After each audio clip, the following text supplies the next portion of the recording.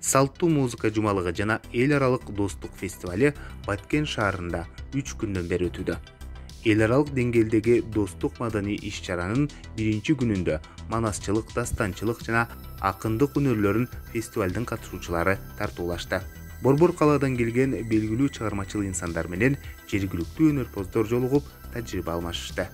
Бүгүн 25 апрель фестивалдын жыйынтыктоочу күнү улуттук кол өнөрчүлүк жарманкеси болуп, гала концерт менен коштолду.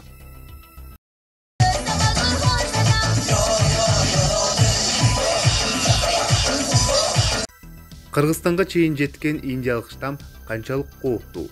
Саламаттык сактоо министрлиги Кыргызстанда британ, индиялык, түштүк африкалык жана орусиялык штаммдар бар экендигин маалымдады.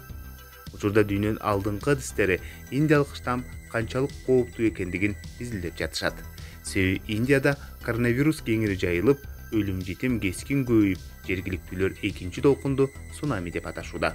Вирустар улам өзгөрүп, мутацияланып турат. Ошондуктан вирустун жаңы түрү улам пайда боло берет.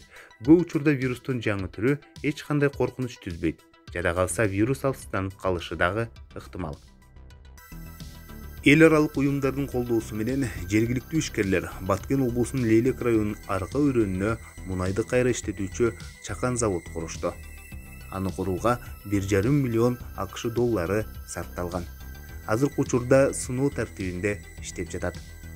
Эгерде аталган завод жакшы иштеп баштаса, аймактын экономикасынын өнүгүүсүнө зор өбөлгө болот. 30га жакын адамды толук кандуу жумуш менен камсыз кылган бул завод ушул жылдын июль айынан толук кандуу иштеп баштайт.